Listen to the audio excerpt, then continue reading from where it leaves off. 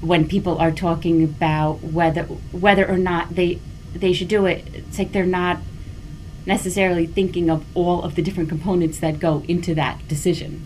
Mm-hmm. And some people are just like, you know, their decision is bottom line, that's it.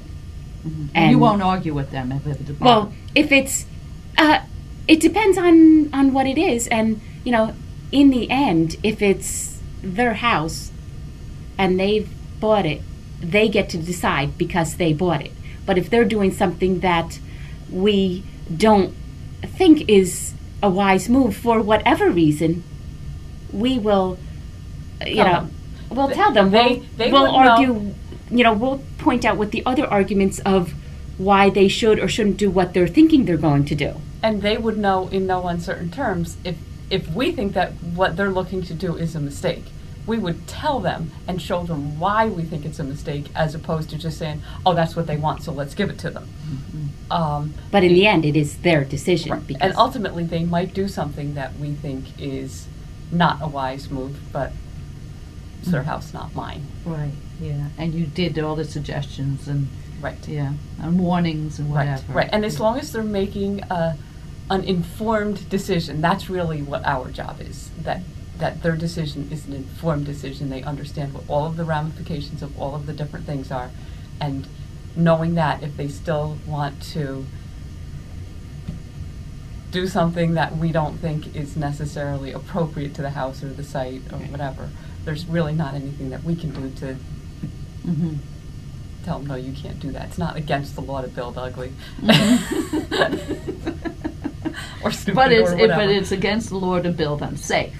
Yes. Yeah. So right. That's the bottom line. That's a different issue. Right. Yeah. And it's not just to build ugly. No, it's, I know. I'm just tongue in cheek. Right.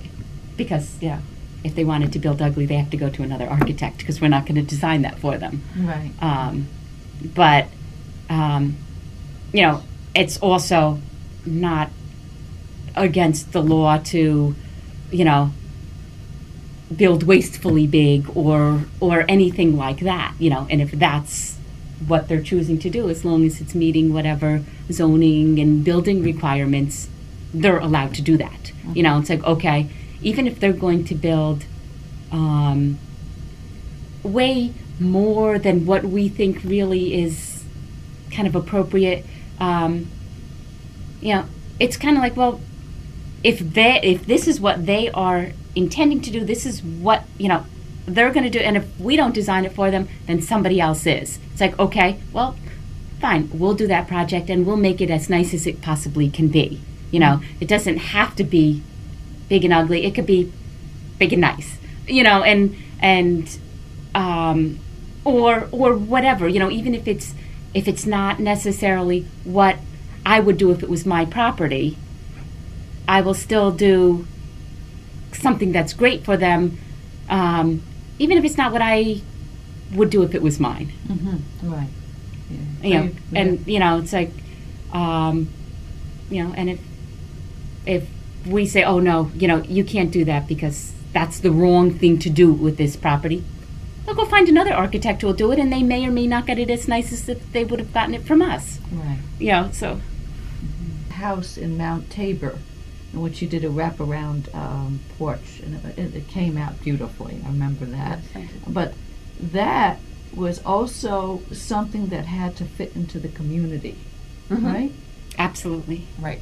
And one thing about working in Mount Tabor has some really spectacular houses, so fitting into that community is a nice project.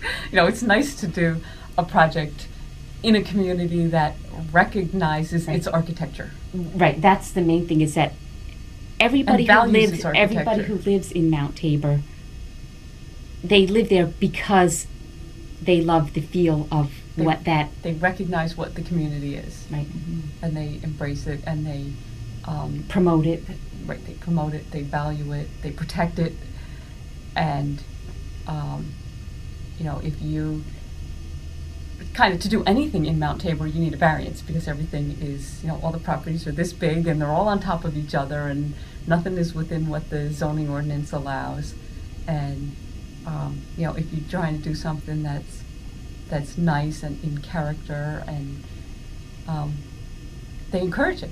Right, They- and they want you to the do other that. residents will embrace it and, you know, stand up for you to be able to do it. Whereas if you're doing something that's, you know, totally out of character, yeah, you'll get a big turnout for your variance hearing, and you will be denied. You know, it's Right.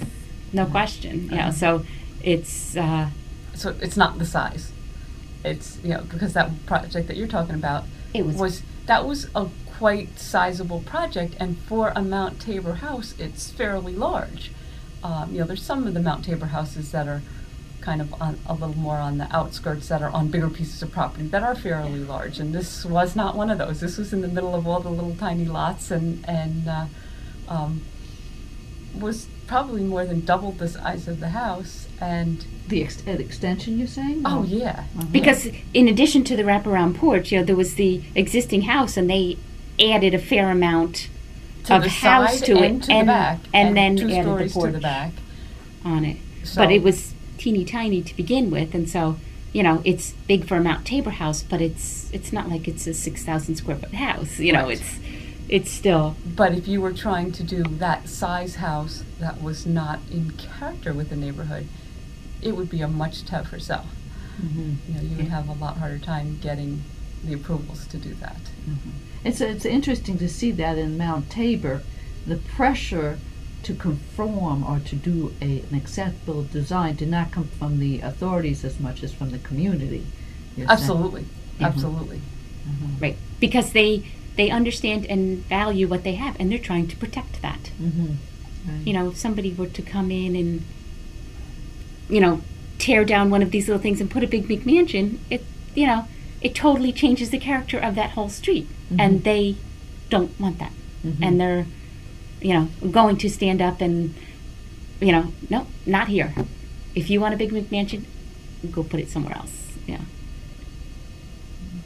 You know, and they, you know, they're definitely not looking at bigger is better. Mhm. Yeah. They're looking at better is better. Yeah. Yeah. As it should be. So. Yeah, I think you need to be assertive enough to make sure that they're educated. You know, it's like, I think you're more of an educator than anything else. And you know, mostly what you're doing is helping people to visualize what the possibilities are. Right. So that they can make an informed Right. decision. And understand ramifications of their decisions. And Right. those ramifications are at so many different levels.